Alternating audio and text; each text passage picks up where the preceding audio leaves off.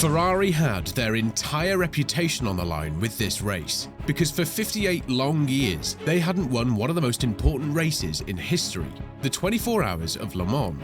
It was a wound that deeply hurt Ferrari, and that they desperately needed to heal. So when the 100th anniversary of Le Mans came around, they saw their opportunity to redeem themselves, to rescue their legendary reputation as one of the most iconic names in automotive history. But there was a big problem. Ferrari's last win in Le Mans was in 1965. They'd been defeated by Ford with their iconic GT40, and for the next 8 years, they kept trying to get their place back at the top. But they never did. So they decided in 1973 to retire from racing at Le Mans completely and focus on Formula One. And even though they did get big triumphs in F1, the dark days of their defeat at Le Mans haunted them for decades. Because of their retirement, they now had to start from zero. All the experience they had from their successful era in Le Mans was gone, and their current racing experience in F1 wouldn't help, because the 24 Hours of Le Mans is a completely different challenge. It would take Ferrari a couple of seasons to be able to compete at the same level as the rest of the field. But they didn't have a couple of seasons, they just had one shot at this. Why? Because if Ferrari was going to make a comeback, it would have to be epic, and in 2023 they had their one shot at this. In 2023, Le Mans celebrated its 100th anniversary. It was an event that the whole world would be watching, because to win Le Mans is an incredible achievement, but to win the 100th anniversary is historic. And to do that, they needed a very special car, something that could take 24 hours of full speed on the French track. So they built a new race car from scratch. They took the V6 engine from their 296 road car, built a completely new monocoque, and took some of the hybrid technology from their F1 car. All of that was enough to make a high-performance race car. But this is Ferrari we're talking about. There was one more thing they needed from the car. It had to be beautiful.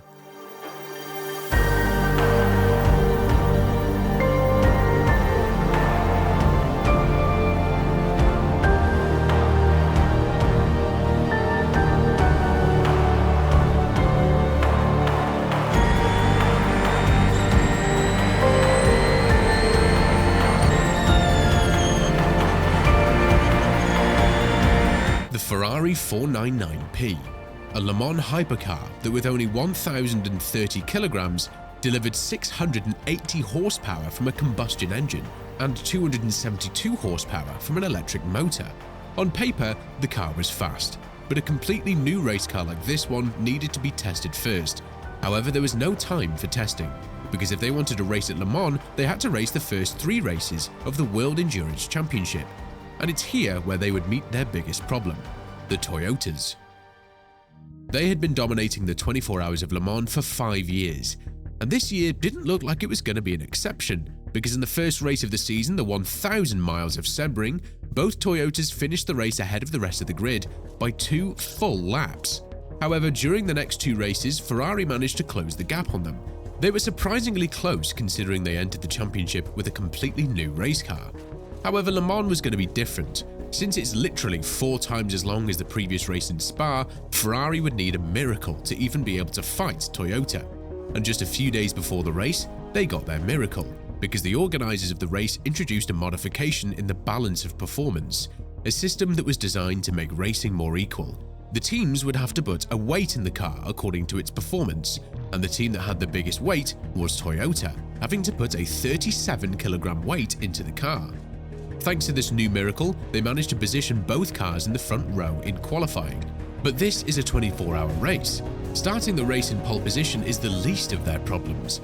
They now had to survive a 24 hours battle against an enemy that knows the field way better than them. But before they could even do 1 lap of the race, Toyota was already in the lead. They were running on soft tyres against the medium tyres of the Italian team. And right from the start, everyone feared that the poor strategies that their F1 team is famous for would replicate here in Le Mans. But if Le Mans is famous for something, it's because anything can happen. Anything. Especially when the first obstacle appeared just 3 hours into the race.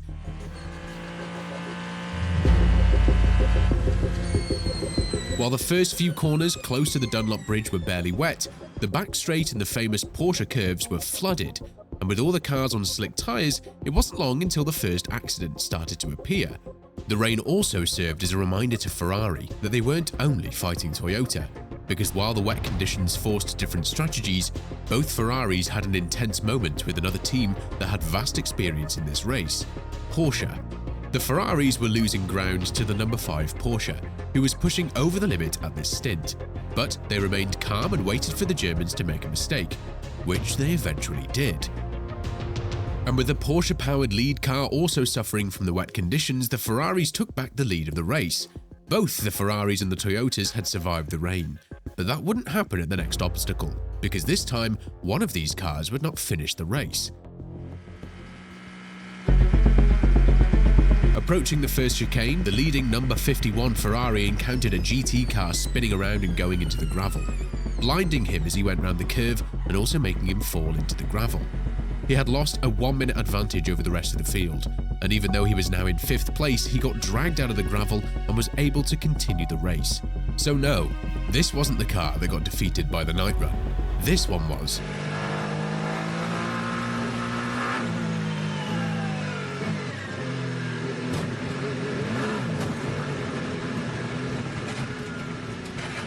The number 7 Toyota slowed down for the slow zone that was coming in front of him. However, the cars behind him didn't see the flashing lights that indicated the beginning of the slow zone and ended up crashing into the Toyota, an accident that eliminated this car from the race.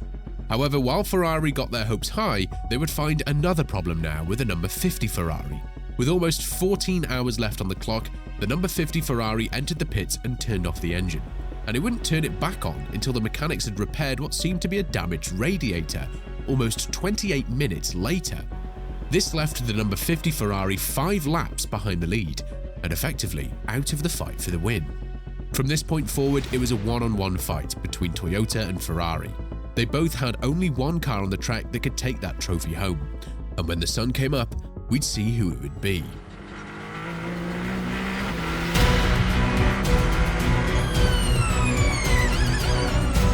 It's 7 AM in the French track and the Ferrari is hunting that Toyota in front. It looked like the Ferrari could overtake the Toyota on track, but then a radio from the Japanese team sent the car to the box to change the front end of the car. Then Ferrari followed the Toyota to the pit lane, and after a quicker stop they managed to exit the pit lane in front of the Toyota, and things were looking good for the Italian team, because now they were leading the race with very good pace. The car they had built was clearly competitive. However, just 2 hours later, they saw how Toyota would overtake them back on the pit lane, due to an issue with the car that didn't want to start. At this point in the race, reliability seemed to be the problem for the Italian team, which is not ideal in an endurance race. But once the car was back on the track, it was game on again. The incredible performance of this beautiful red machine came alive, and they managed to take the lead again, overtaking Toyota on track. And with the high performance of the Ferrari, plus this mistake from Toyota that cost them precious time, the gap between both cars increased significantly. There was still more than an hour left to go, but the win was already in the bag for Ferrari. After all these years, it seemed like they would take their place back at the top. So, when it was time to make the final pit stop, everyone looked at that red Ferrari with a smile on their faces. This was it. Just refill the tank, keep it running for 20 more minutes, and that win that they've been waiting for more than 50 years would be theirs. But it happened again. The car wouldn't start. The same failure that cost them the lead just a few hours ago. And while the clock ticked and the Toyota was getting closer, the car remained still. Until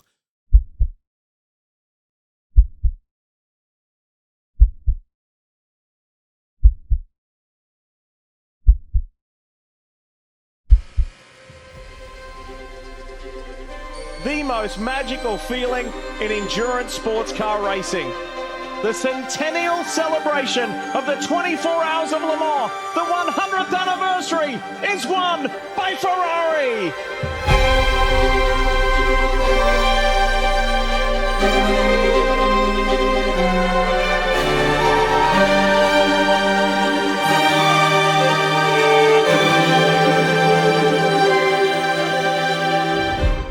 they had done it. 58 years later, they came back to win Le Mans.